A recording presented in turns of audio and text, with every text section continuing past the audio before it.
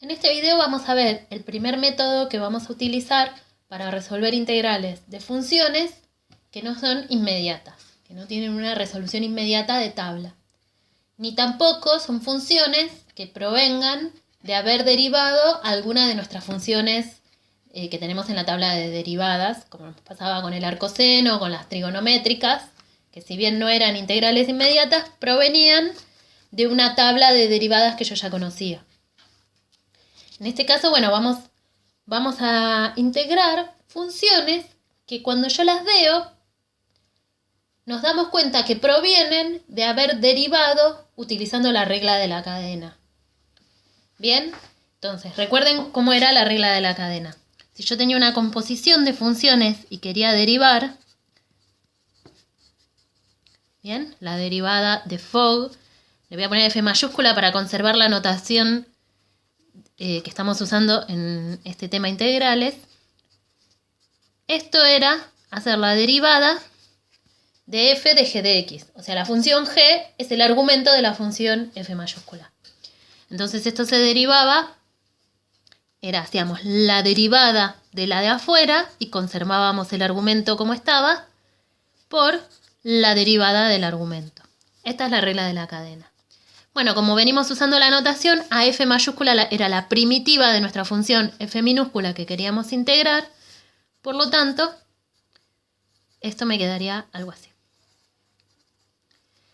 Bien, bueno, esta es la idea. Si yo tengo que integrar una función, bien, que tiene esta forma, más o menos puede variar en una constante, eso ya lo vamos a ver. Pero si yo más o menos veo que tiene esta forma, voy a poder aplicar este método. ¿Bien? Vamos a verlo derecho con un ejemplo. En la hojita que yo les adjunté en la clase 18 tienen cómo hacerlo en forma teórica. Esto ahora lo vamos a hacer con un ejemplo. Supongamos que tenemos la función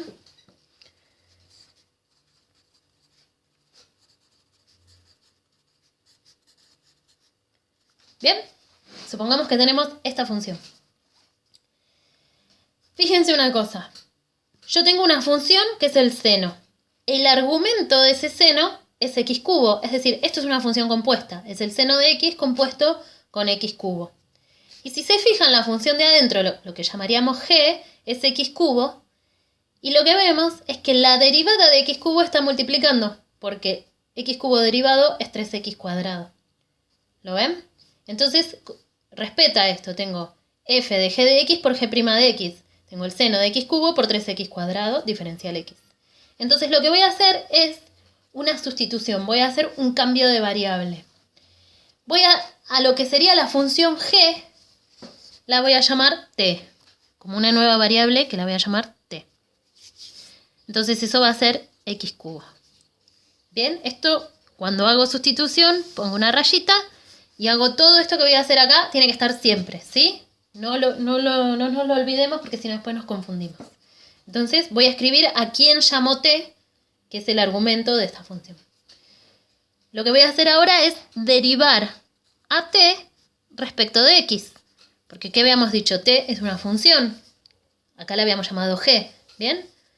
Entonces la puedo derivar respecto de x. ¿Cuál es la derivada respecto de x? Es 3x cuadrado. ¿Bien? Y ahora lo que voy a hacer es despejar diferencial t. Yo quiero tener despejado diferencial t. Entonces despejo. Diferencial t es igual a 3x cuadrado diferencial x. Entonces, si miramos nuestra expresión, fíjense que esto es t. ¿Bien? Y esto es diferencial t. Entonces ahora voy a tener una nueva integral que va a ser seno de t diferencial t. ¿Bien? Pero porque estaba acá. Porque seno de x cubo es seno de t, porque t es x cubo. Y 3x cuadrado por diferencial x es diferencial t, porque lo saqué de acá, de derivar t y despejar diferencial t, tengo que diferencial t es 3x cuadrado. ¿Bien?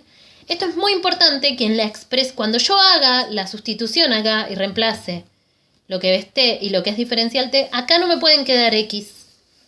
¿Bien? Porque yo ahora tengo mi nueva variable de integración es t. Por eso voy a hacer la integral del seno de t diferencial t.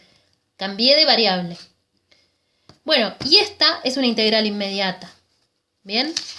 La integral del seno es el menos coseno. Entonces esto es igual a menos coseno de t más c.